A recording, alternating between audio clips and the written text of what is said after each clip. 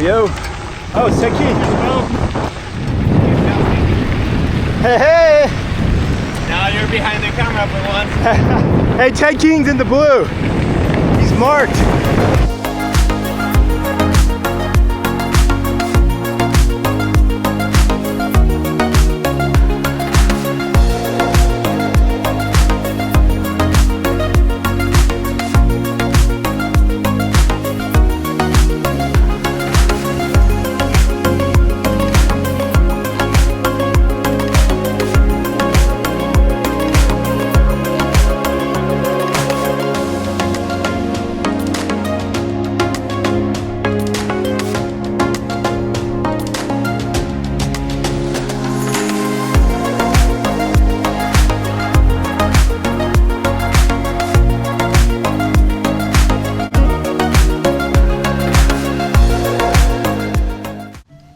Gravel Worlds Long Voyage is the race, and it's 300 miles through Lincoln, Nebraska.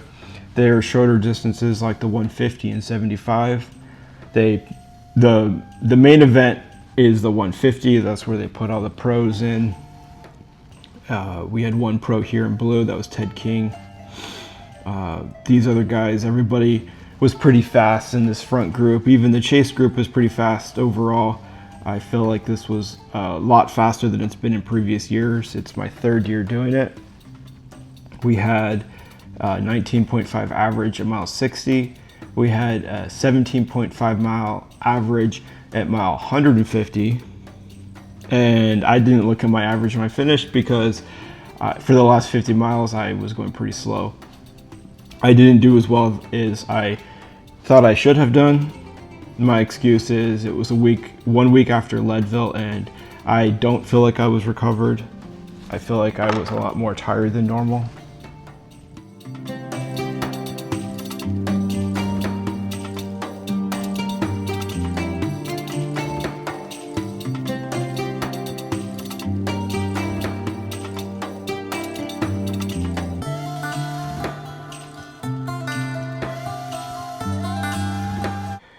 So this is the chase group. It formed as people got spit out of the lead group. We were not working together well. It wasn't rotating. I had taken probably 5 poles. What I was doing was I was in the back, and then I would just go to the front, take a long pole, and then just go back to the back because nobody was rotating. So I wanted to go faster, and I know some of these guys wanted to go faster, so I went through and picked out people I knew and was just like, hey, I'm forming a new group. I'm gonna start it off by pulling hard. Rotate with me, let's work together. Not that we're gonna try and drop everybody, but we're going to just do our own thing. So I had 4 people, including me, and we just start working together and pulling, and the rest of the people just follow us. But what was crazy was they still wouldn't work. It was us 4 pulling them. It is what it is. I'm just saying what happened. I feel like we're going too slow. I'm gonna start to take a group with me. I clicked twice. Oh, you did? Yeah. And no one pulled through, so I was like, well, I guess. All right. Yeah. Well, let's do it. I'll try and be smooth. I'll rotate. Man. Yeah. And we can work together, but yeah, let's do it. So we'll be smooth. We'll take anybody with us. Hey, we're forming a second group if you want to come.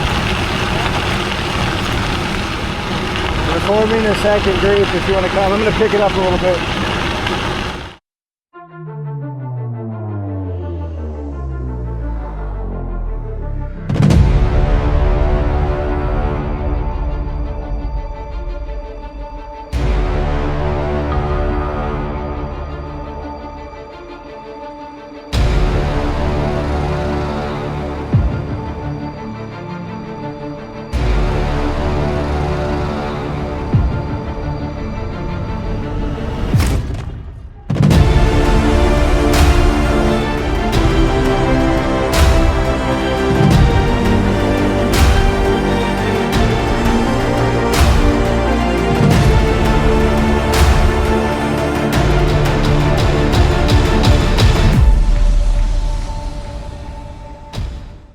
So this is a situation that I'm in all the time where I run out of water first.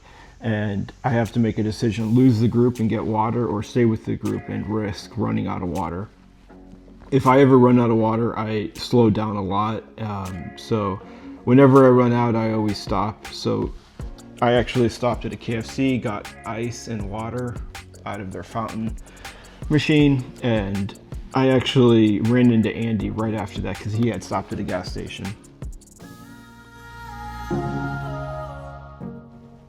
So my light is the exposure light. I'm not sponsored by them, but I wish I was. This light's amazing.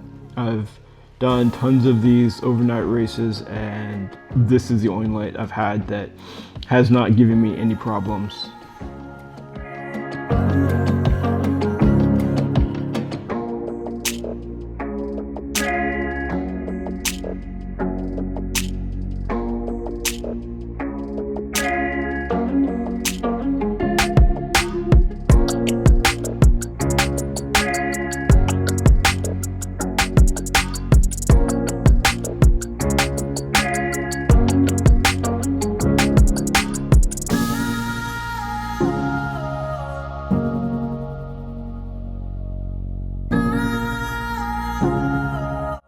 And here's where things started to go wrong.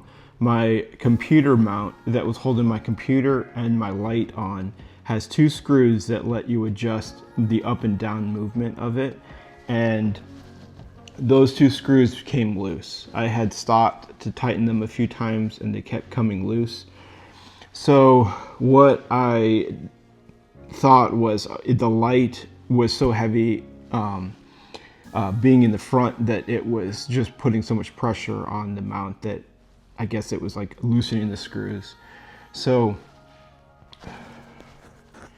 what I did was I was riding with my light in my hand, and what this did was it brought me down from like 20 miles an hour down to 15 because I'm riding in the middle of the night, and it was hard to sort of like control the bike, especially in descents, with sort of one hand and like two fingers, because I'm holding the light.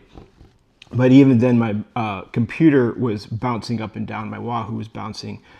So I just kept thinking, what should I do? What should I do? So I thought, wait a second, I had two action cam mounts. One action cam mount is for the DJI, and the other was for the light. So I sacrificed the video by taking the DJI action camera off, and I put the light where the action camera mount was, and then I put the DJI in my pocket. So from here on out, I wasn't able to film unless I was holding the camera, which I did. I filmed the end and got the end and stuff. But this, I didn't get this on film, but I probably stopped between 10 and 15 times trying to diagnose this issue. It wasn't like a quick and easy thing to figure out. And then also, once I had this figured out, my computer mount was still bouncing, and one of the two screws actually worked its way all the way out, and it was bouncing even harder then. And like, I didn't really care if it was bouncing, like whatever, but I knew that the more it bounced, the more of a chance I would have of losing the computer, it falling off. And then I'm holding the computer, and I had just held the light for an hour, so I really didn't want to hold the computer. So in one of my stops, I figured out that if I wrapped my tube around the entire thing, then it would stop bouncing. So I did that, I fixed it. I don't know how much time I lost. I would say between 1 to 2 hours total, and that's with fixing the bouncing plus the light. But yeah, I got it fixed, and I remember how relieved I was when it was fixed, But and I also remember in the middle of the night, I was like, once I got it fixed, I'm like, just don't give up, like stuff. And I always tell people this, like, things are going to go wrong, whether it's, you get your nutrition wrong, you get flats. I was in Rule of 3 once, and I got 2 sidewall tears front and back, and I still got second place in that race because everybody else had the same issues, but I didn't know it until the end. So when you have problems, you fix them and you keep moving.